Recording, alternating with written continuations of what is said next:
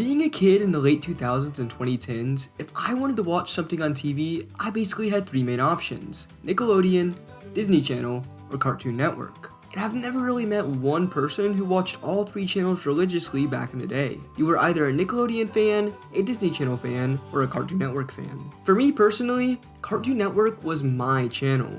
It probably had some of the highest quality cartoons at the time. Like, imagine being 8 years old and Adventure Time and Regular Show have just come out. While at the time, Nickelodeon's new shows were Fanboy and Chum Chum and Tough Puppy. And I never had Disney Channel on when I was a kid, unless Gravity Falls was playing. While I could make loads of points on why I think Cartoon Network was the best channel for cartoons, this video isn't about that. With the recent rumors that Cartoon Network is slowly shutting down, it has made me want to go rewatch a bunch of cartoons I grew up with. But I also thought it would be interesting to take a look at almost every single Cartoon Network video game. I won't be covering any mobile games or flash games in this video, just because they would be a pain in the ass to track down.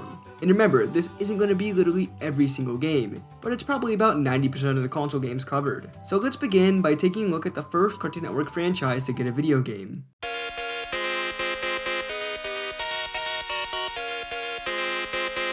Dexter's Laboratory is a series I'm vaguely familiar with, mostly because by the time it was over, I was only 1, but I have seen some of it growing up. If you've never seen Dexter's Lab, the premise is quite simple. Dexter is a boy genius and is always doing experiments in his lab. His older sister Dee Dee, or his nemesis Mandark, are always ruining his experiments. And with a premise as simple as that, you could easily get a few video games out of it. So in 2000, we got Dexter's Lab Robot Rampage for the Game Boy Color. You know, given the Game Boy's limitations, my expectations aren't high. And I'll just say it now, the game is just fine. The story is quite simple. Mandark has programmed robots to destroy Dexter's lab.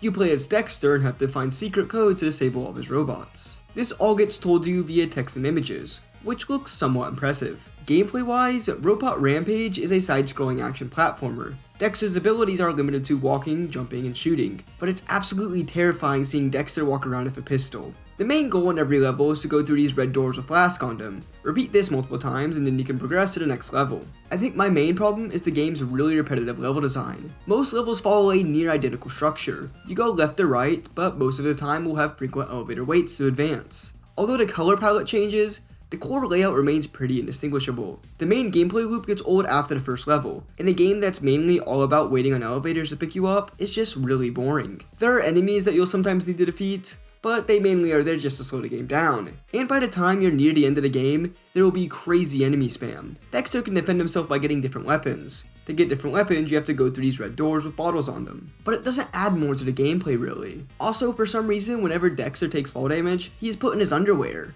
It's very weird. Overall, this game is just really forgettable, and you could sum it up in just a couple of sentences. Hell, you could beat the whole game in just an hour. So this game is pretty much like most games that are being released for the Game Boy at the time. But luckily for Dexter fans, there would be another game in 2001, called Dexter's Lab Disaster Strikes for the Game Boy Advance. If you're familiar with the Game Boy Advance library, you know it's filled to the brim with low-effort licensed kid games. So I wouldn't be surprised if that game went down that same unfortunate path. At the start of the game, we are given a pretty well-made intro sequence. The music basically sounds spot on to the show. Graphically, the game looks pretty good, all things considered. Unfortunately, the same cannot be said for the gameplay. The game is in an isometric perspective, so you can understand the controls. If I had to compare it to a game, it would be Sonic 3D Blast. So make of it what you will. In this game, you'll be walking around Dexter's huge lab trying to find mini Dee Dee clones to send him through this vacuum thing. It's not a bad concept for a Dexter game. I think it's just the controls and how the game feels really bring it all down for me. Moving the character accurately is a nightmare. You're basically forced to hug a wall if you want to go exactly where you want. The camera angle also makes it hard to shoot enemies or do jumps. And that's a huge shame because that's basically all you do in this game. Overall, the game's controls are just a chore to use. The whole entire game takes place inside of his lab, and it can make everything just start to feel the same. Oftentimes, I was just walking around aimlessly until I could find the next thing to do. It's so easy to get lost in this game, and it really isn't all that fun. Occasionally, you'll need to solve a puzzle or engage in platforming, but both aspects disappoint. The puzzles lack any sort of depth, often reduced to simple trial and error. Nothing feels satisfactory to solve. I just keep pressing random things until something else happens, while the platforming suffers due to control issues. Overall, I really did not enjoy this game. The awkward controls, tedious gameplay, and overall confusion made for a very lackluster game. Even though the Game Boy Color game was simple,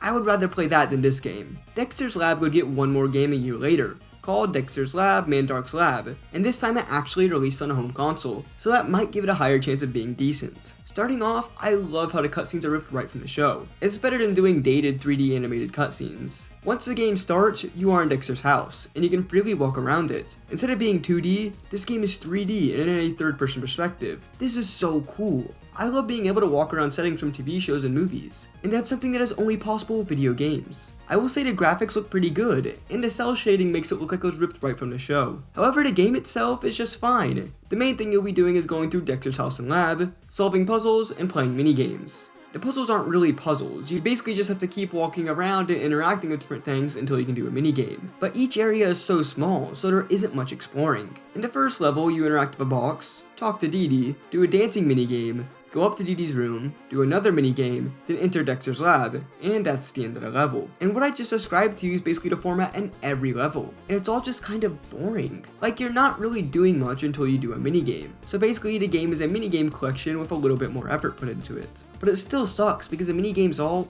suck. They are way too long of the same thing over and over again. Like a dancing one where you have to match patterns, a very generic kart racer, and this weird bug spray one where you play as Dexter in first person. There are more of them, but none of them stand out in the slightest and are simple time wasters. None of these are unique to the show. These could have been from anything else. I did like being able to explore Dexter's home and lab in 3D, but there isn't anything to go and find. Each area is so small and linear, so it makes the whole thing boring. This game just felt like it was holding your hand the entire time. It's way too simple and easy, which I guess makes sense, considering this is a kid's game. Overall, generic is a perfect word to describe this game. Sure, I love being able to see these environments in 3D, but everything surrounding the game is just way too simple and generic. This game leaves me with very little to say, and unfortunately, like I mentioned, this is the last game based on Dexter's Lab, so it's time to move on to the next Cartoon Network show.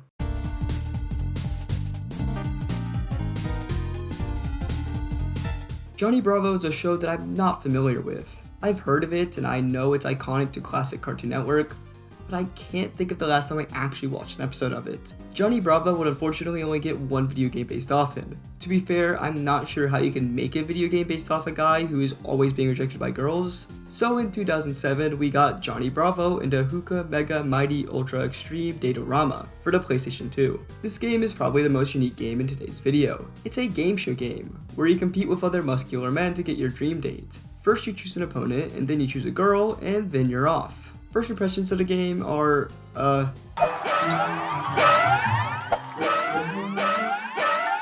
seen dirty diapers with more chutzpah. Not good. I cannot hear the host over the loud music. The sound mixing in this game is just horrendous. It's so hard to understand what anyone is saying. Any moment with dialogue is just awkward and long. We're back and front and back and front and back and front and back. Oh, sorry. Don't get cocky. Remember, you're still you.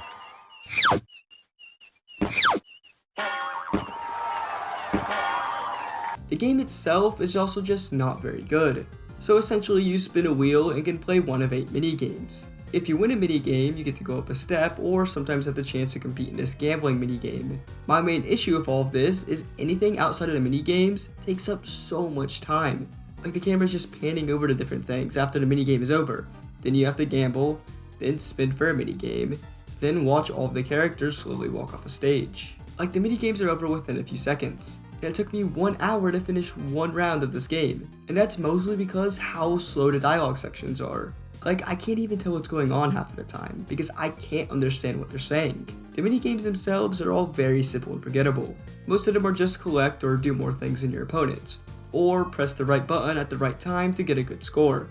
The sound effects and just everything about the minigames give it this cheap sort of feeling. It's a shame because I feel like this could have been a fun game show game. Like, it's kind of hard to fail a game show game, I feel like. But here we are. I think the weirdest part about this game is that it released in 2007. Johnny Bravo ended in 2003. Overall, this game is just a forgettable mess. It's not engaging in the slightest and barely has anything to do with the show. So I'm just going to move on to the next Cartoon Network franchise. And this one has a lot of games based off it.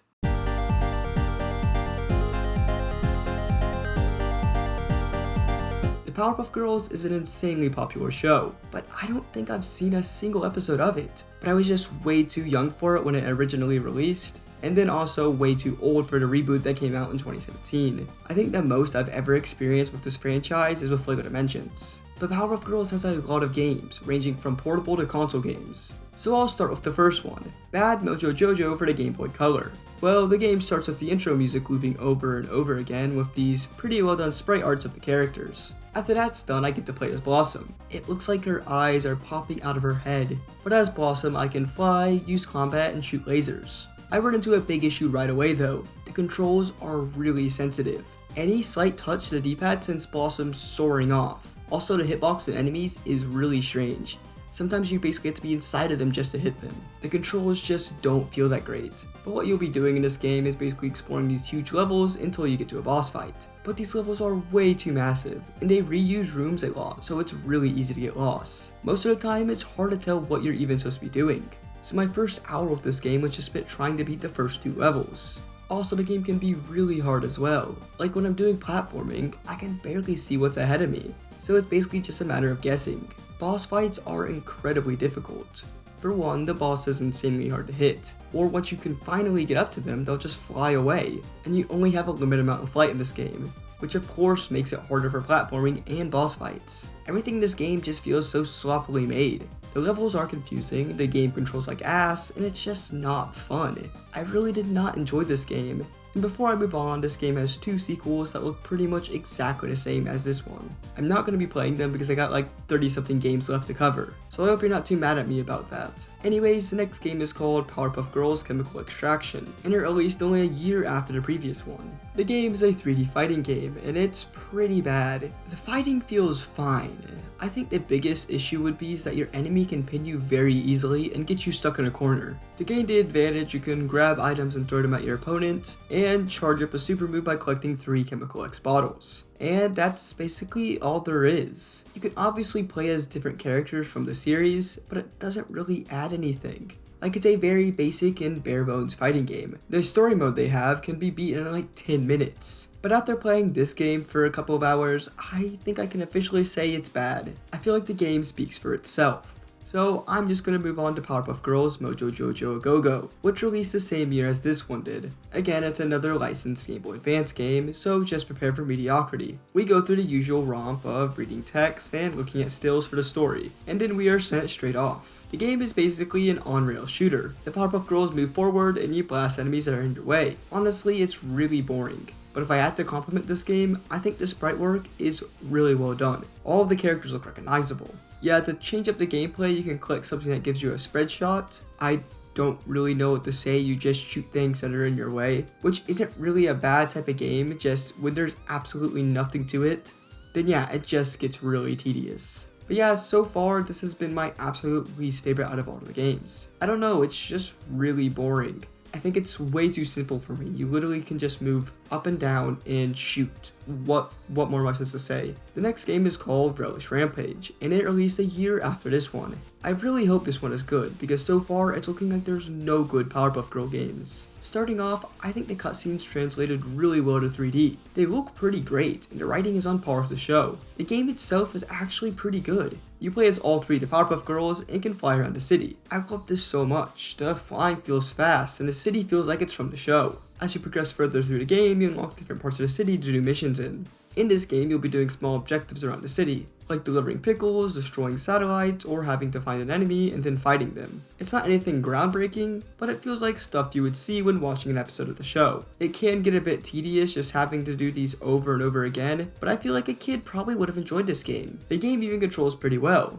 except for the fighting controls being a little awkward. It's not an amazing game or even a good one, but hey, it's somewhat competent. And that's probably a first in this video. It's definitely the best game I've played so far for this video, but there is one more Powerpuff Girls game left, and it released the same year as the last one. It's called Powerpuff Girls Him and Seek for the GBA. I'll just talk about the gameplay straight away because this one isn't very remarkable. You play as whatever Powerpuff Girl you choose and walk around these boring environments. The main goal is to go around and find objects. Some areas can be very big, which is kind of annoying because then you have to check every little corner to make sure you didn't miss an item. Sometimes you'll have to take out an enemy to get an item, but the combat is all shallow feeling. Once you find all the items in a certain area, you fight a boss, then move on to the next stage. Well, this isn't the worst game I played for this video, it's another boring one.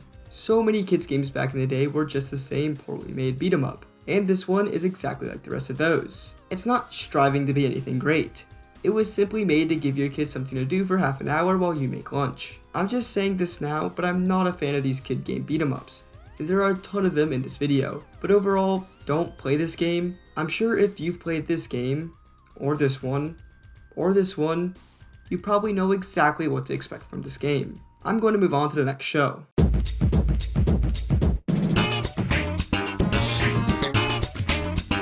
Finally, a show I actually watched as a kid. I loved Ed, and Eddy growing up. Just the absolutely crazy art style, and the concept felt very unique at the time.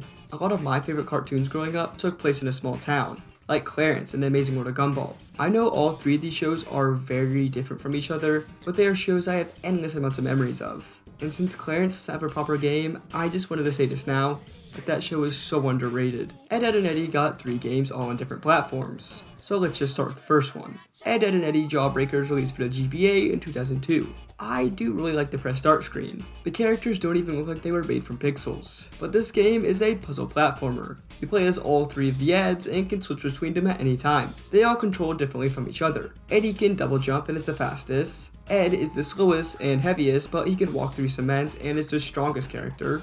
Double D can use inventions and is the mid-range character. Also, was I the only person who thought Double D was a girl growing up? But in this game, you will switch between these 3 characters and try to get them to the end of the stage. You obviously can't progress until all of them are at the end of the stage, so switching between them so they can help each other out is very important. I think the game's main issue is the controls. Every character in this game feels like they are being held down by an anvil, especially Ed. Trying to do any platforming with him is a nightmare. It's also really hard to tell what exactly you can and can't land on. Like, you have to be insanely accurate with your jumps, even if you're off by a little bit. You'd think in a platformer the game would feel good to control, but everything just feels so bad. The puzzles themselves aren't really all that challenging. Most of the time it's a matter of switching your characters so you can let the other characters cross through a section. I think the graphics look good in this game. Everything looks like it came from the show, down to the characters' exaggerated running animations. I honestly feel like if this game controlled a little bit tighter, it would probably be a pretty fun time waster. But instead, we are left with an okay game with shit controls. The next Ed, and Eddy game was released in 2005 and was for the PS2. Ed, and Eddy then Miss Ed Adventures. And I am actually excited to play this one, since I've heard some good things about it. The game is a 3D action platformer, and it's already off to a good start. The animations for the characters look like they were ripped right from the show. I love how the outlines around them are even moving just like the show. Even if the characters don't translate that well into 3D, and most of the time end up looking, cursed, it never becomes distracting because it looks and feels like the source material. And to be honest, the show kind of has an ugly art style anyways, so how they look in 3D isn't too far off from the norm. This feeling like the show is only heightened because of the levels in the hub. Every level of this game takes place in an iconic location from the show, or if it's a place we've never seen before, they make sure to make it feel right at home. The colors pop right at you, and the backgrounds have a consistent tone and style. Everything looks so wacky and like it was quickly drawn together. Like, just look at how this dog and cat move, it's wonderful. The hub in this game is the cul-de-sac, and honestly, I don't see a better pick for a hub. It's fairly large, and it's just mind-blowing being able to walk around the same area from the show. The hub is where you can access the levels and this Jawbreaker machine where you can spend your money. Even if there isn't a whole lot to do here, it's a pretty great hub. Now the levels in this game are all pretty good as well. You'll be going through iconic places from the show, and they even have a title card for the loading screens as if you're playing an episode from the show. Levels are absolutely massive, and some of them even have interiors. In each level you play as the Eds, and must switch between each one to solve puzzles and do platforming. The game isn't insanely deep, but each Ed has their own uses and feel very different from one another. Like, Ed is the strong one and can throw things or people. Double D can use his slingshot or have people throw him to hard to reach areas, and Eddy can throw bombs and stack all the Eds on top of each other so he can balance on platforms. They have more abilities than the ones I mentioned, but there is so much you could be doing inside the levels. Like, the level could start off with you trying to find 5 ice cubes, but on the way your character will get distracted, like having to shoot water balloons at Jimmy's clothes, help Ralph get his pigs, and fight off a dog. It all feels like stuff that would be happening in the show, and it all just has so much charm to it. No level is insanely deep or long, but they are perfect for the type of game it's trying to be. Each level has collectibles to find, so they give you a reason to go back and explore. And there is quite a lot to explore. I will say the cutscenes that are trying to mimic the ones from the show just look and feel off. All of the animation is really stiff, but it's not a huge deal. I mean, Ed, Edd and Eddy was cancelled because they ran out of people that could animate the show, so it's probably for the best that they look this way. This is genuinely a great Ed, Edd and Eddy game.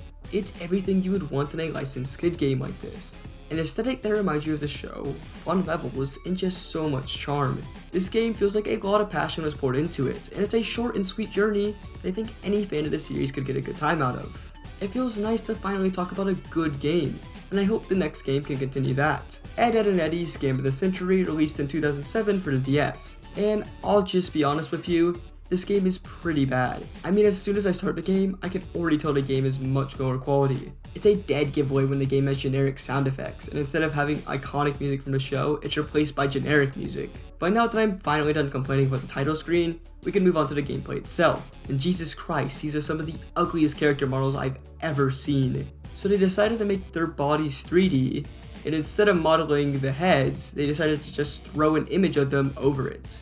Everything about it just looks so off. Like, why do their fingers look like that? Why not just model the whole thing? Eddy by far looks the worst. It literally looks like they just slapped a stock image over a body and called it a day. For the side characters, it just gets worse because they didn't even put any detail on their faces. Also, why do their faces have outlines and their bodies don't? That's probably why Eddy looks so off. Genuinely, this is such a weird decision that completely takes me out of the game. These models look even worse in actual gameplay. Instead of moving like how the characters would in the show, it's now far more generic feeling. The animations look so stiff and lifeless. Like Eddy's back is staying in a straight line as he walks. Hell, his face doesn't even move. It just does not look right. All the animations feel so floaty and bad. Like, I don't even need to explain how bad this looks. You can see it for yourself. And for some reason, you can even look forward. And all of this is topped off with the most bland and generic music and sound effects I've ever heard. Just take a listen of what 5 seconds of this game sounds like.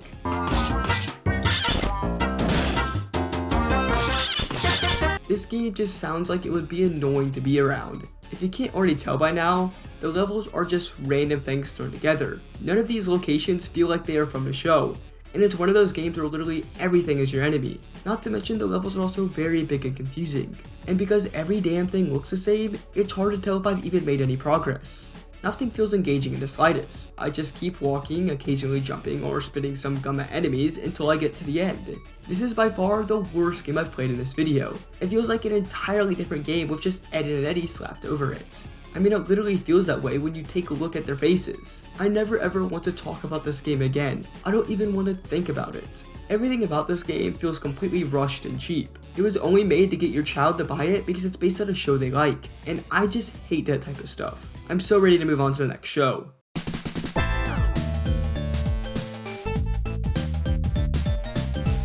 Samurai Jack is a show I didn't even know existed as a kid. I wouldn't find out about its existence until I watched a top 10 underrated cartoons video when I got older and YouTube became huge. I still have yet to see a single episode, which I guess makes me the worst candidate to review Samurai Jack games.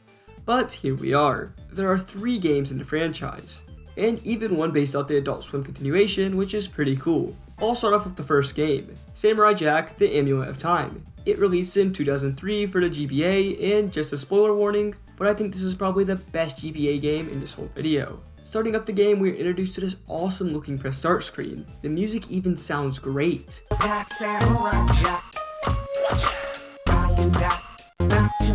I can definitely see a 10-year-old thinking this is the coolest thing ever, but once I'm finally into the game, I found out right away it's a Metroidvania. You play as Samurai Jack and embark on this quest. You're not really shown where to go, so it relies a lot on exploring.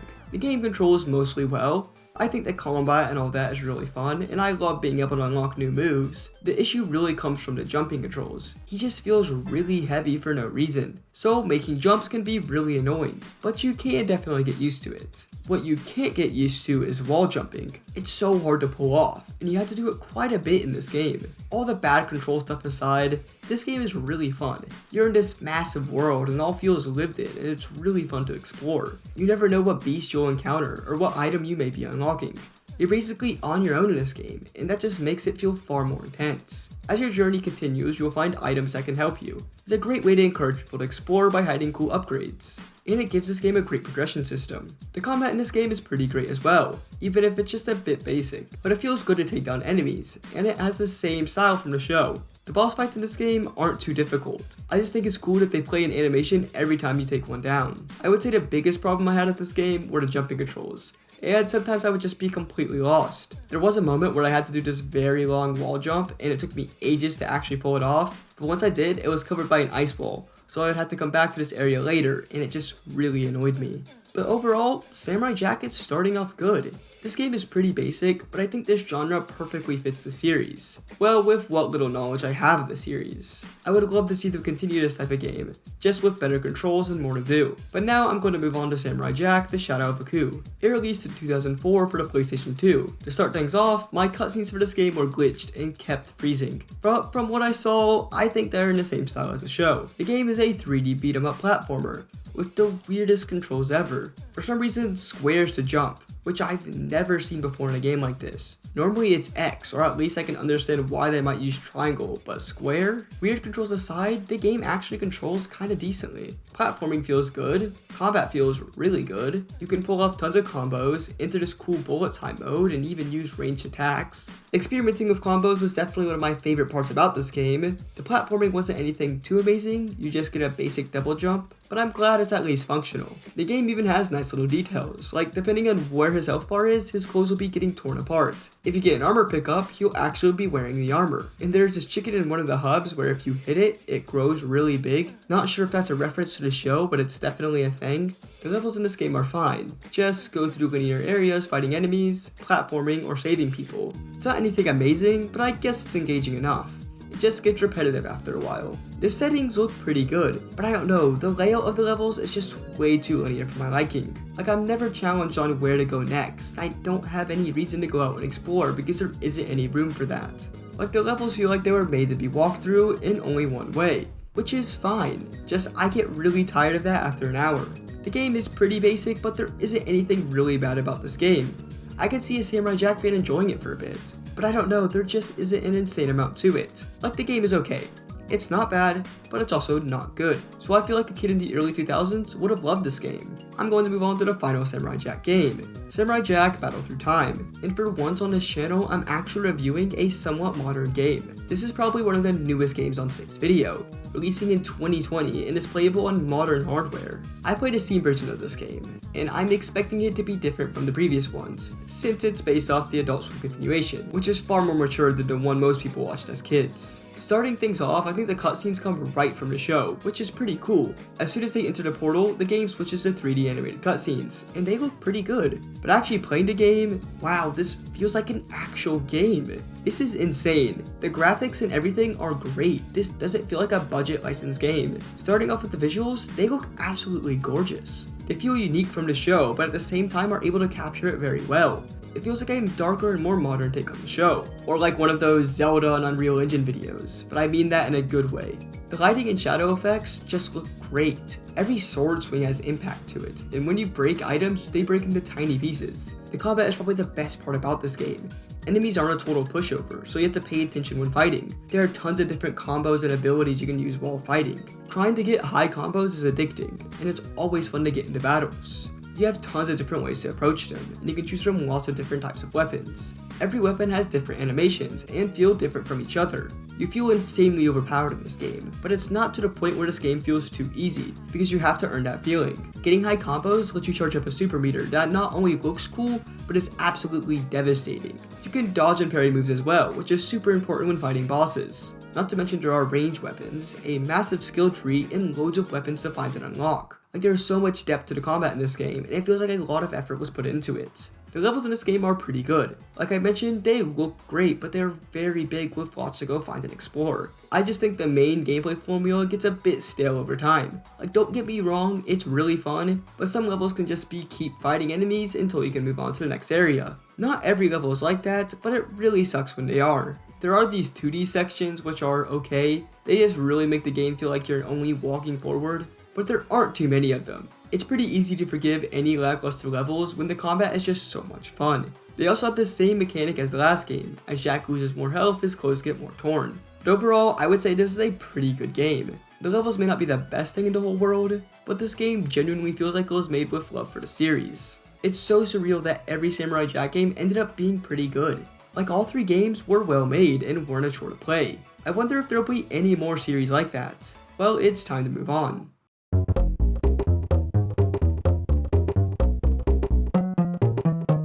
The Grim Adventures of Billy and Mandy is another show I loved as a kid, although I wasn't really watching it until the later seasons, which I heard aren't as good. But Billy and Mandy for some reason only got one video game, and strangely enough it's a fighting game. This game was simply titled The Grim Adventures of Billy and Mandy, and it released in 2006. I will be playing the PlayStation 2 version, but let's start the game. There are multiple options when you start. Story mode, versus mode, and mission mode. Story mode is where you choose any character you want and play through a couple of fights with cutscenes in between them. Versus mode is where you and another player can choose any character in any stage you want and just battle. Mission mode is where you play in specific scenarios. But at the end of the day, each mode basically offers the exact same thing. Although in the story mode you get to fight against the green monster from the movie and they even have the song playing, the game is actually a lot of fun and surprisingly well made. It's not amazing by any means, but I can see people having fun with a couple of friends. This game is in this weird camera angle to accommodate for everyone on the screen, but sometimes it can create for some awkward moments. The whole point of this game is to knock everyone out. Every character plays differently and there are loads of them to choose from. There are tons of stage hazards, weapons, and random events that'll be going on while battling.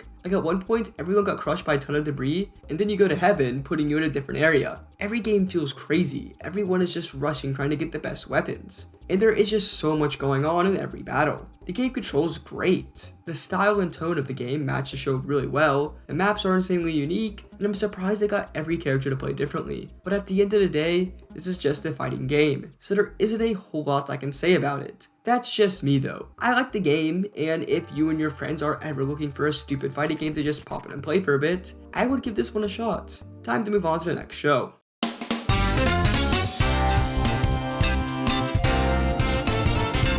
Codename Kids Next Door is yet again a show I have very fond memories with. And since it's an action series, I always thought it would be perfect for a video game. Unfortunately, there are only 2 of them. But let's get started with Codename Kids Next Door Operation Soda. It released in 2004 for the Game Boy Advance, and I'm starting to see a trend for these Game Boy Advance games. They're all bad. To start off, the graphics look fine, just the background is giving me a headache every time I move, but at least the characters look recognizable. Although the music in this game is just gonna make me go insane. It's the same track over and over again. It's not even good. But your goal in this game is to play as one of the kids and try to collect all the bottle caps in a level. There will be enemies and hazards in your way. There are also 2 kinds of levels, flying levels and on foot levels, but they're pretty much exactly the same. The gameplay is so basic I barely even know what to talk about. This feels like a Flash game I would play for free on Cartoon Network's website. Nothing about this game is particularly challenging or engaging. You really are just avoiding obstacles that stand still and getting to the end of the level.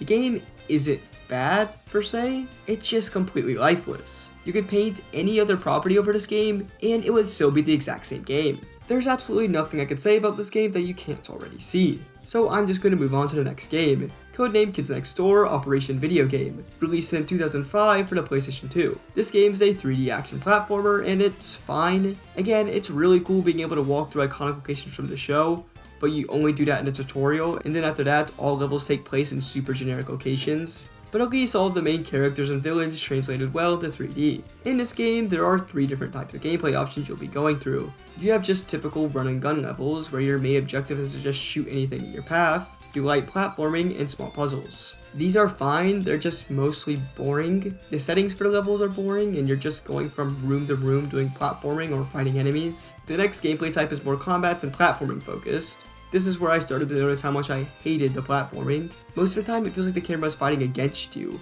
randomly turning by itself, or just being at too awkward of an angle to time a jump correctly. Whenever I miss a jump, it never felt like it was my fault. There are these sections where you have to move boxes in certain areas, but I would just die during them because of how awkward it all feels. Also, sometimes when number 5 jumps, it's definitely not her voice, but sometimes it is her voice when she jumps. It's really odd. The combat on these sections feel fine, nothing too complicated or fun really. It feels like it's there to stretch out the game. The last gameplay type are flying sections, and these just suck. They're boring, go on for way too long, and if you die you have to reset the whole thing. I hated these sections. You just sit there and keep shooting until the enemy dies. It is insanely boring. It's also just very easy to die because there are loads of projectiles coming after you, so I had to reset the level a lot. So that's 3 different gameplay styles, and every single one of them are just meh. I don't know what it is about this game, but it's just so boring. I don't even think I would have liked it as a kid. I don't want to say they put no effort into this game because there is some, but it's all just kind of pointless because the game, at least to me, is super boring. But it might be me just being tired of playing licensed kids games. And this is the 18th one I've played. Overall, this game is just really forgettable and is on par with every single average kids game at the time. But I have a lot more games to go through, so I'm just gonna move on to the next show.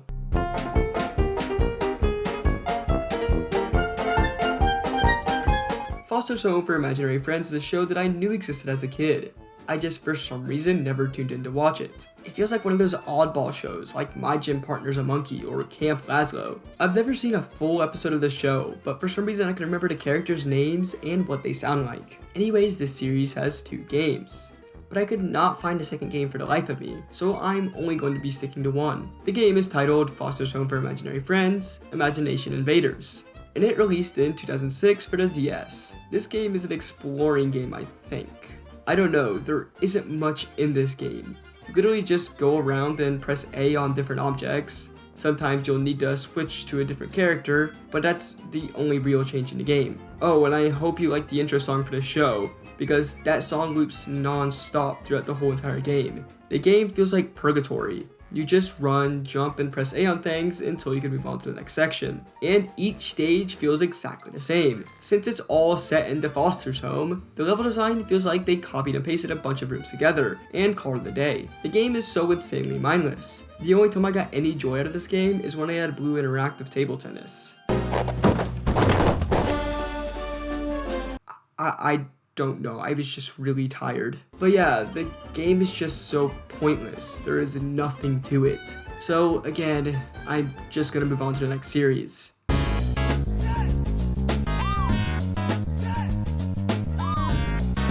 Ben 10 was a show that I could never really get into as a kid.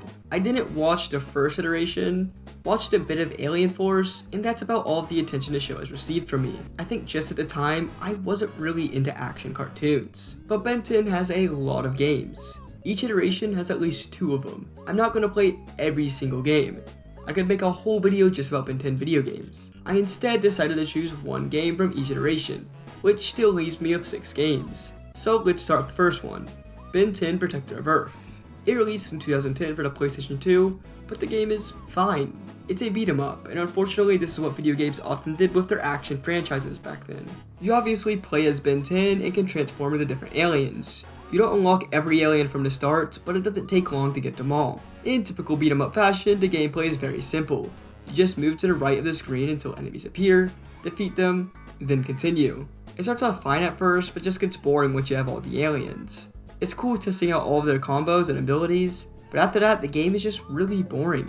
The graphics look nice and all, but all of these locations just bore me. If they were from the show or not, there isn't anything unique about them. The level design is really basic. The only times it'll change is during a small platforming sections or when you have to stop to do a puzzle. The boss fights in this game are also boring. Most of the time it has you waiting for the boss to be stunned then doing a quick time event. The game is insanely easy to the point where it feels a bit brain dead. To be fair, I don't really like beat 'em ups, so whenever one of these games are one, my opinion might be a bit biased. The game is fine and functional, just so uninspired. The only thing I liked about it was using the fast alien speed ability. It's actually pretty unique, but I'm just gonna move on to the next game. Ben 10 Alien Force Vilgax Attacks released in 2009 for the PlayStation 2. Something I wasn't expecting was for this game to basically be like the last game, except this time it's in 3D and has the camera following behind you. The game is all about beating up enemies until you can move on, but this time the levels are all big and there are a lot more puzzles and platforming sections. I think as an improvement over the last game, it just feels a lot better being closer to the action and having a lot more room to explore. But the camera feels so janky and sometimes I can die in a platforming section even though it wasn't my fault. In this game, the aliens actually play pretty differently from one another. Like some are massive and can hit tons of enemies, but they're super slow. It's fun experimenting with all the different playstyles. I just kinda wish they went a little more into it, and some aliens are just genuinely worse than others. The levels in this game are okay. Again, all of the settings are just so boring and lifeless feeling, and you basically go through the same thing in every single level. Nothing is memorable. Despite the levels being a lot larger in this game, they just end up feeling more empty. They don't do anything with all the free space, and there is no motivation to go out and explore. Levels are also just really slow and boring. I feel like I'm on each level for ages just doing the same things over and over again. Occasionally you have to switch into a different alien so you can do a certain task, but that's about as deep as this game gets. I do think it's an improvement over the last game, but not by much. It's a totally fine game and it works. Just I probably won't remember any of it an hour after playing. The next game was called Ben 10 Ultimate Alien Cosmic Destruction. This, yet again, released on the PlayStation 2 in 2010. I didn't talk about the cutscenes in the last two games because they actually weren't bad. But oh boy, the cutscenes in this game look so rough. Yeah, this game is using the exact same formula as the last two games. Just another beat 'em up, but I do think this is the best one out of the three. They were able to fix a lot of the jankiness and the combat is actually really fun. You now have 4 different types of special moves you can pull off on top of your basic combos. A lot of aliens even have abilities completely exclusive to them, like being able to clone themselves. I was enjoying the combat until I found that the turtle guy can just basically spam his special over and over again, making him kinda broken. There's also this new thing where your aliens can turn giants, but you can't do it whenever you want, which is just lame. It triggers automatically during certain sections, and this stuff always sucks. Like being able to play as a big overpowered monster is super cool, but it feels like it's there for advertising because I barely even use it. I think the level design has improved as well. It still is very basic, don't get me wrong, but I can tell a lot more effort went into making sure these are actually interesting. The game even has more engaging puzzles, like having to duplicate yourself on certain panels. I still think the setting for the levels are all just kind of lame though, but yeah, this is definitely the best game out of this trilogy. But they're all pretty basic at the end of the day. So how about we move on to the next game, which is probably the worst Ben 10 game in today's video. Ben 10 Omniverse released for the Xbox 360 in 2012. But I don't have an Xbox 360, so I'm going to be playing the 3DS version. I know it may be a bit unfair to judge the handheld version, but I've already spent over $100 on this video buying the PC games. I'm not buying a 360 for a Ben 10 game. But this game is a very simple 2D side-scroller, and my god, it is so boring. You simply just keep walking right unless you need to fight an enemy or do some platforming. It's insanely simple. It's basically a baby game. Don't worry, I made sure to unlock every single alien, and the fast one isn't even that good in this game, which automatically gets a big no from me. All of the stages are practically just caves. Like, let me show you 4 different stages right now. It's like they reused the same level and changed the colors in them. The combat doesn't even feel good in this game. Just button mash enemies that have way too much health. I'm ready to move on from this game because there's simply nothing to say about it.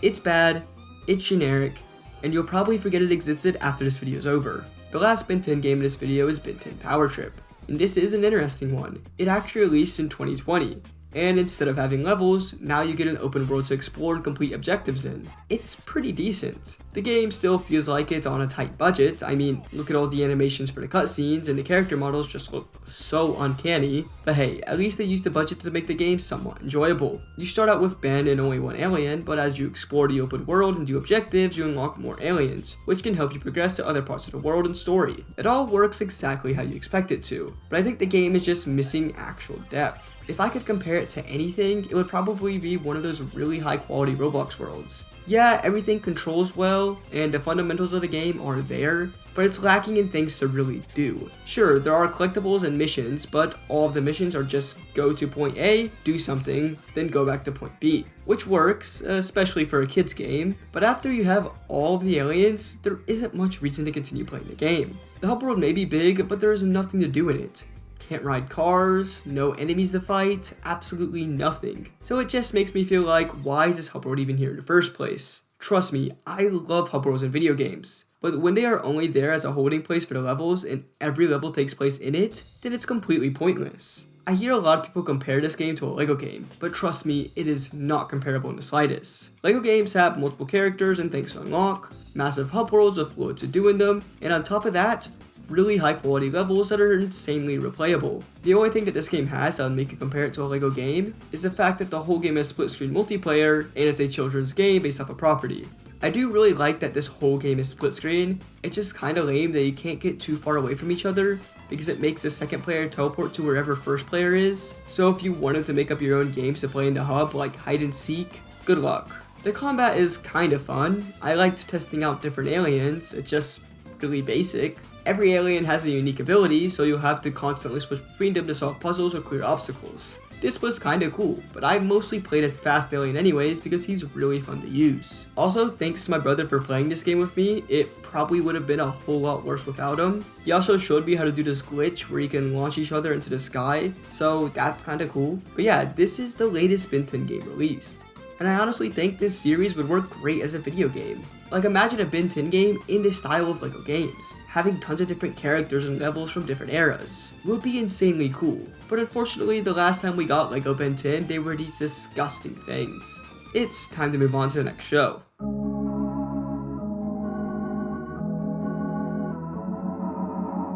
Now this show isn't very popular, and released after Ben 10. It's kind of iconic now, because no one watched it when it was playing, and it has a small fan base. Of course it is Camp Lazlo.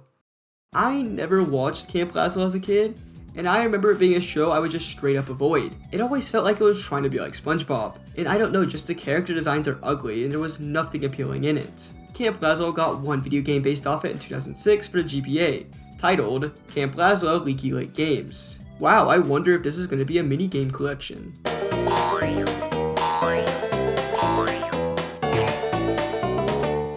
Okay, so it is a minigame collection, but with a bit more random crap shoved into it. To unlock the minigames, you must travel around the camp and find stuff for other campers. Once you do that, you unlock a minigame, which this sucks. Imagine doing this really stupid and boring side quest just to unlock the lamest minigame ever. These minigames are boring and barely feel like games. Not to mention, you're not even against anyone, it's just you by yourself. It doesn't help that it takes so long just to unlock one of these minigames. You have to rely on this compass that barely works and just follow that around, going back and forth from different people to read dialogue. And that silly, goofy music playing throughout the hub world is gonna drive me insane. Each time you enter a new area, it completely resets, so I hear the same 10 seconds over and over again.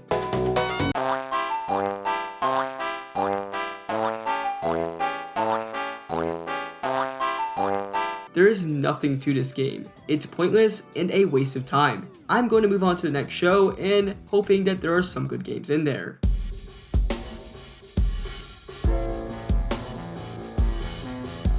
Now we are getting into the stuff I really watched as a kid. The 2010s era of Cartoon Network was my era, and probably had some of the best TV shows to ever come out of it. Adventure Time is iconic to my childhood, and a show I religiously watched until about season 6 or 7 growing up. I remember me and my friends would talk about this show at recess, or get on the crappy school computers and play the Flash games on Cartoon Network's website. Adventure Time has a lot of games, but I decided to only cover 2 for this video, only because a lot of them were removed from Steam, so I could only really buy 1, and 2, I could really make it its own video. Also, does anyone remember that Card Wars app? That game was way too good for an iPhone game. But the first game I'll start with is Adventure Time, Hey Ice King, Why'd You Steal Our Garbage for the 3DS. Adventure time, come on, grab your friends, we'll go to very distant lands. We'll take the dog and then the human, the fun will never end. It's adventure time. Hey, Ice King, why'd you steal our garbage? Pretty sure we didn't. I stole our garbage. Oh my god, that press start screen. That song gives me chills, it's so good. Just hearing the whole cast sing this song, it's way too good. And yeah, this is the best game I've played in this video so far. No game even comes close to it. Strangely enough, this game is a Zelda clone. Not just a Zelda clone, a Zelda 2 clone, which is often considered the black sheep of the series. And honestly, I think the Zelda franchise works perfectly for an Adventure Time game. But you walk across a 2D map and go up to locations. Once you're at a location, the game goes into the side-scroller mode, exactly like Zelda 2. The game even has a downward sword move, and enemies that can chase you around on the world map. The game is all about going to different locations and finding items to either bring back an NPC or aid you on your adventure. It's quite addicting, and the game never feels like it's holding your hand. But at the same time, it's not too difficult either. There are different types of locations you'll be going through. You have just the normal ones where you can talk to NPCs and start quests, the ones filled with tons of enemies and platforming, and dungeons. The world feels big in this game, and it's always exciting to unlock new areas and getting access to all new enemies and items. On your adventure, you'll find tons of random items on the ground. Some are for quests and some can benefit you, like giving you more health or making you have a higher jump. But I never really used these, besides the health ones. The writing in this game is top notch and feels like something that would come straight from the show. There's just so much charm and love shoved into this game. Like, it feels like it was made because they actually wanted to make an Adventure Time game. Each new area in this game feels very distinct, and every level in this game has its own music to go with it. They even have a little jingle when you upgrade your character. The game's music is by far one of the best aspects of this game. Not only is it really good, but it adds so much to each area. They even have tracks with vocals in them, like the boss fight against Marceline is so good just because of the song playing during it. And once the game finishes, you get this amazing song from the Ice King. They did not need to make the music in this game so good, but my god, it's great. The combat in this game is pretty basic, but it's still really fun. The sound it makes when you slash enemies with your sword is so satisfying, and I just love being able to bounce on enemies. Jake can even help aid you in combat and traversal. I think the standard stages where you fight enemies and do platforming are pretty fun, but the dungeons completely steal the show. They're really high quality and probably the best part about this game. They take a while to get to, but it always feels great finally getting to one. They even have boss fights at the end. Oh, this game is just so good, like it's genuinely a good game. I'm just so shocked right now. It feels good seeing a unique licensed kids game that's filled with so much love and care, especially when it's for a cartoon I love. The only bad part about this game is that it's so short, but honestly, it's a great game to just pop in and beat in one day. I really recommend this one. I'm just now realizing it took so long to get to a genuinely good game in this video, which really sucks, but I'm going to move on. The next Adventure Time game was called Pirates of the Enchiridion, and this one is also fairly recent, coming out in 2018. I got this game on Steam for full price because I'm an idiot. I'm just going to get it out of the way now, but this game sucks. The big problem is this game doesn't even know what exactly it wants to be. They have boat sections like Wind Waker, a huge open world, it's a turn-based RPG, and weird interrogation segments. The boat sections suck, they're just really boring and you just follow a path until you can land.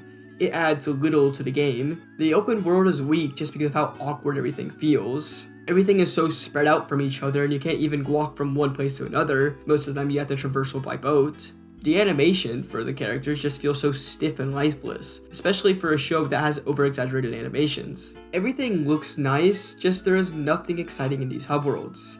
The interrogation stuff is just there, like I don't know why this is in the game. When I think Adventure Time, I don't think this. Also, you can fart during it, which, yeah. The turn-based fights are okay, like they just feel boring and way too basic. I don't hate fights like this, but every fight just goes on for way too long. In general, I just found this game to be so boring. I can't believe this game released in 2018 and it's this pointless. And I'm glad critics agree. I just did not enjoy this game, so I'm moving on to the next series.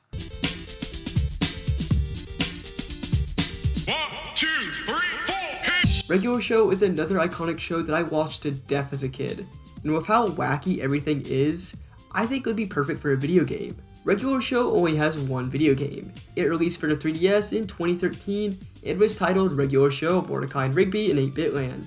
This game is supposed to mimic an NES game, which is kinda cute, but it just gives me one of those like trying really hard to be retro vibes. I don't even think the game is actually 8-bit either, but this game is a 2D platformer, and it does not play all that well.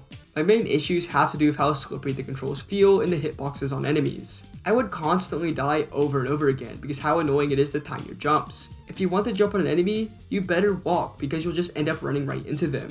The levels are also bland and boring. Like it looks like the game only goes for the retro theme and forget that it's based off of Regular Show. There are some references to the show like the boss battle and I guess the power up that lets you shoot fist. At one point in this game, Mordecai could just turn into a spaceship, and it's just kinda dumb. Like, could they not have thought about anything from the show to put into this game?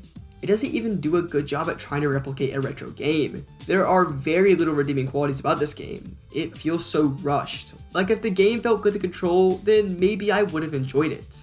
Also, the first boss fight in the game is insanely hard, which would have turned any kid away while playing this game. The game does introduce some new things as it goes on, like having to quickly switch in and out of spaceship mode for platforming, but none of it is interesting enough. Also, Mordecai and Rigby both played differently. Mordecai has a double jump and Rigby can crawl under small areas, but it doesn't really matter because the game just sucks. Honestly, I'm so disappointed, because the Adventure Time game that was exclusive to the 3DS was so good, and the Regular Show one is the exact opposite. It's time to move on to the next show.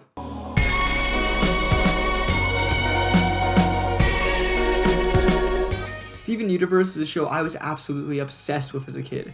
I loved the music, the visuals, and the story. It's a show I desperately need to rewatch because I haven't watched it since I was a kid. Steven Universe actually has a trilogy of games made for iOS, but then later ported to PC and consoles. It's called the Light Trilogy. I did play one as a kid, but I never got too far, just because I wasn't really into RPGs then. But for this video, I'm only going to be playing one of them, because they're all pretty much the same, just with different stories and new features. I chose to play Save the Light, which is the middle child of this trilogy. And oh my god, this game was so good. First off, this game looks absolutely gorgeous. They go for this simple art style that looks gorgeous with the pastel colors. All of the characters have so much personality to them, down to their running and jumping animations and the dialogue. You have massive hub worlds to explore, all with collectibles and side quests. All of the areas feel like they were ripped right from the show. The battling is a lot of fun. It's pretty standard RPG stuff, but there is a lot to it, like being able to parry enemy attacks or do special attacks with other characters. And if two gems do a special attack together, they fuse, and it's just so cool.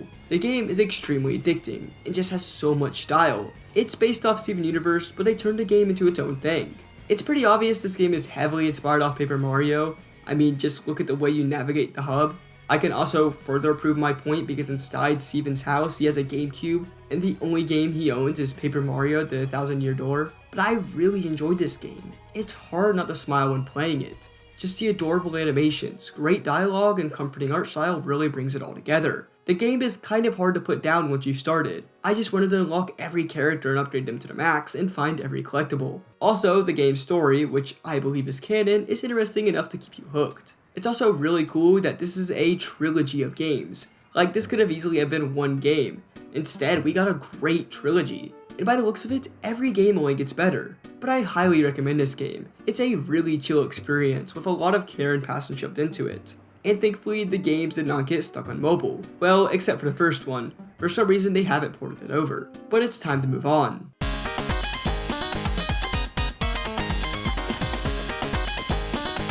OK KO Let's Be Heroes is a show I've never watched. I know they had a crossover of Sonic, which is pretty cool, but that's all I know about it. There's only one game based off the series called OK KO Let's Play Heroes. It released on all modern consoles and will be my first real experience with the series. I'm not sure if that's good or bad. Even though I've never watched the show before, I do really like the art style. It looks like you're controlling a cartoon, which is something I haven't been able to say about any of the other games. The game has a great art style. I just love how all the characters pop out from the backgrounds. The dialogue sections will even have some unique moments, like where you get to choose an answer from his brain, or he just completely changes art style. Also, I don't like the vending machine section. His arm moves very weirdly and it just looks kinda gross. The game's premise is really simple. You play a couple of days in KO's life, and in each day you'll be doing different tasks. It honestly works really well. Like with each passing day, you'll be unlocking new moves to try out, expanding the hub, and fighting new foes. I also like that each day starts and ends with you clocking in and out of work. Most of your days will be filled with going around and talking to different NPCs, which is kinda boring. Like, I thought it was cute and charming the first time, but then it makes you realize 70% of your day will be spent talking to people or walking around finding someone else to talk to. Once you talk to someone, you'll be given a short quest. Most of the time it'll be fight some bad guys or talk to another NPC. The fighting is really where the game shines. It feels really good to control. You can pull off loads of combos, and it's hard to explain just how great it feels. My favorite part of this game was definitely trying to pull off high combos and enemies, and it's not really something I got all too bored of. The game is incredibly simple, but there's a lot of charm here, and it doesn't feel like a cash grab. And because of how often you'll be unlocking new things, the game is kind of addicting. So yeah, it's a fun, simple game that would be fun for most people. But now it's time to move on to the thing a lot of people have been waiting for me to talk about.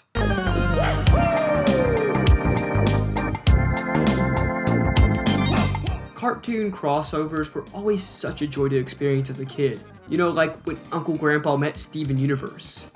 I actually really liked that episode as a kid, but Cartoon Network has had quite a few crossover games. There would be a ton more if I included Flash games, but since I'm only talking about stuff released on consoles and handhelds, there are 5 of them. And I'll start with the first one, Cartoon Network Speedway for the GBA. And yeah, this game is a kart racer. The perfect way to describe it would be budget Mario Kart. It controls fine and looks fine enough, just there isn't really much to talk about. The racetracks all suck. None of them feel like locations from the show. and are all poorly designed. There are also some tracks that I got really confused on because this flat thing is apparently supposed to be a ramp. Also, I'm playing as Courage because I adored that show as a kid, and I'm upset he didn't get a game. Like, you could easily do a Luigi's Mansion style game for him. There are power-ups you can collect, but I don't know what most of them do. I think 90% of them are just stuff you drop on the track. This game features Cow and Chicken, which is a show that I think looks disgusting. It feels like it was Cartoon Network's answer to Ren and Stimpy. The only memory I have of the show is my mom telling me to turn it off when I turned it on the TV as a kid. But yeah, time to move on. This game sucks. Only a year later, the GBA would be blessed with another Cartoon Network crossover game, Cartoon Network Block Party. I also saw online that this game had a bundle with Cartoon Network Speedway, which sounds like an absolutely awful birthday present. As you've probably already guessed from the title, this game is a Mario Party clone, and guess what? It's a bad one. Like, we are only 10 seconds into the game, and I'm already playing a minigame. So let's just talk about those, because my god, these are some of the most nothing minigames ever. And for some reason, you'll either play them with random characters or by yourself. When it comes to who wins the minigames, it's by highest score. Minigames basically happen every single turn, so you play the same minigames over and over again in just one game. The minigames are so bad too, like just look at them. The only thing worth noting about this game is how long the passwords are because they have to consider every single different scenario. Don't play this game, it is so bad. And I lost to that damn cow. It sucks that so far every single crossover game has been absolutely awful. The next one is another racing game called Cartoon Network Racing. This time it's on the PS2, so I'm really hoping it's at least decent. And decent perfectly describes this game. Again, it's another Mario Kart clone, but this time it's trying to replicate Mario Kart Double Dash, and it's actually fun. It feels like a proper celebration of all the cartoons that have been aired on the channel. When selecting cars, you can do the most craziest of crossovers. Like, imagine Dexter and Chicken hanging out. What conversations do you think they would have? The maps are probably my favorite part. There are so many of them, and they're a lot of fun to race on. You'll be going through iconic locations from the show, and none of them really feel out of place. There are stage hazards you can activate on each stage, and even secret paths. If you don't want to just do standard racing, this game has more modes to offer. My favorite was probably Death Race. Whoever is last to the finish line is eliminated, and it's super intense. It was just me and Cal by the end of it. I don't know why, but I can just never really catch a break from her. There are always two people on your vehicle. The first character you choose will decide the vehicle you drive, while the second character stays in the back and throws power-ups and gives you a special move. It's simpler than how they did it in Double Dash. I don't think certain characters determine your weight, but that's fine honestly. There is already a lot more customization options than what I was expecting. But yeah, the game is actually pretty good. I could see it being a lot of fun with friends. I'm glad they utilized most of the characters well and made this game feel like an ultimate mashup. I recommend people trying this game out. The next game is probably the game most people have been waiting for. You cannot make a video about Cartoon Network games without talking about Cartoon Network Punch Time Explosion. This game is a platform fighter, starring a bunch of Cartoon Network characters. I really like the presentation of this game, being in the style of the channel bumpers from the 2010s, which is a Cartoon Network I grew up with. The game has two different modes, story mode and then just the normal battle mode. The story mode is really similar to Smash Bros. Brawls. Cutscenes in between side-scrolling stages and normal fights. The cutscenes are pretty bad looking, and the guy narrating them is really irritating. Ooh, I think I remember this episode. Is this the one where Dexter builds a travel machine? Oh no, definitely don't remember this episode. Look out, Dexter! The scrolling stages are fine, they're just kind of poorly designed. Like you just walk right until you're at the end of the stage. Most of the time you don't even have to kill any enemies. They are really forgettable and the story mode can be beat in like an hour or two. But the fighting mode is obviously where this game shines. You have loads of different characters and stages to choose from, and I think they did a pretty good job at representing that era of Cartoon Network. No characters really feel out of place. Well, except for Captain Planet. The rules and mechanics of the game are basically exactly like Smash Bros.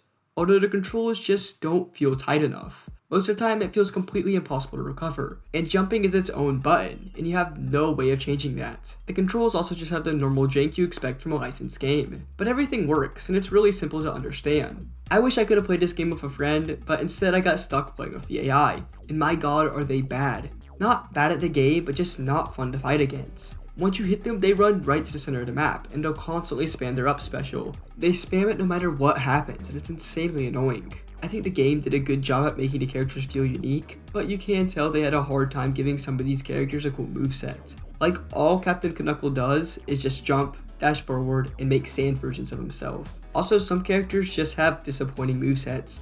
Like Ben 10 is always Ben 10, but if you do one of his specials, he turns into an alien. Like if I'm playing as him, I don't want to be stuck as his human form the whole time. They could have made him like Pokemon Trainer and let him choose between 3 different aliens all with different moves. But it's not a massive deal. There are already so many characters in this game, so the fact that most of them feel pretty unique from each other is surprising. I think playing single player was fun when I was trying to unlock all the characters, but after that, I had no reason to play the game. I know this game would be a lot of fun with friends though. Honestly, doing a crossover game and making it a Smash clone works insanely well. And I think people started to take note, because Nickelodeon would release something similar way later along the line. I would love a sequel to this game starring more modern Cartoon Network characters.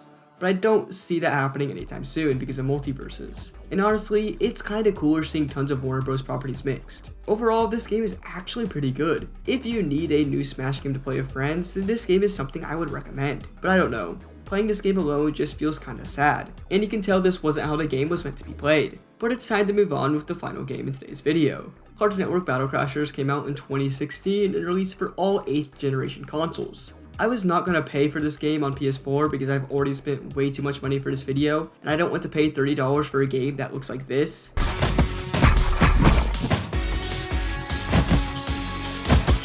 So I will be playing the 3DS version, which looks basically identical to the console version. And well, this is the most bland and meaningless game I've played in this whole video. It's a beat 'em up where you travel to worlds from different Cartoon Network shows. And you could be a character from each respective show, being able to change into them at any time. Just looking at the animations of the characters, you can already tell it's very rough. And there's basically no level design. You just move forward while the level never changes. The background is literally just an image from one of the shows. This game just has an insanely cheap feeling. The fighting in this game feels awful. There's no sense of impact when you hit or shoot things. Hitting anything in general is a challenge because of the awkward camera angle. There are only like a handful of enemies you'll see in this game apart from bosses, and the characters aren't balanced well at all. Especially Clarence, he just sucks. There is no reason to ever play as him. Also, each character only has one basic attack to just spam over and over again. You can unlock special moves, but they don't matter all that much because you have to charge them up. So you'll mostly be depending on that same attack for everything. Except for Finn and Jake, they get 3 unique attacks, which so far makes him the best character. And why is Steven's only attack just making bubbles? I think the only good thing about this game is the character lineup. These were the shows I grew up with, and I watched all of these shows to death. But the game doesn't even have voice acting. Like the whole game feels lifeless. There are no grunts from the characters or anything like that. The only thing you can hear during gameplay is the stock sound effects. This game is horrendous, and I'm shocked it was being sold for over $10. The fact that this came out in 2016 for the Xbox One and PlayStation 4 is astonishing. And the fact that I have to end my video with this game really sucks. After playing 35 Cartoon Network video games, oh my god, my brain feels like mush. It's a shame that 90% of these games were boring, mediocre, or just bad. There's nothing insanely noteworthy to say about most of these games, and that's a damn shame. While the cartoons provided us with hours of entertainment growing up, the video games based off them most of the time ended up doing the exact opposite. There are only 2 games I would actually recommend people play in this whole video, and that's the Adventure Time game on 3DS and Steven Universe Save the Light. And hey, if you want to play really good versions of your Cartoon Network shows, well, LEGO Dimensions has worlds for Adventure Time, Scooby-Doo, Powerpuff Girls, and Teen Titans Go. They're all voiced by the original cast, have tons of charm, and you're able to freely explore and interact with their worlds. I do think a lot of these properties would work great as a video game, but most of the time and effort just wasn't there. These games were made to make money off a property that kids recognized, but instead they should be used to let people explore the worlds of their favorite characters. Well, I'm going to end the video here. Thank you so much if you've watched this video all the way to this point, it means a lot to me. But now I'm going to be waiting for all the comments of people asking me to cover Nickelodeon games. Don't matter what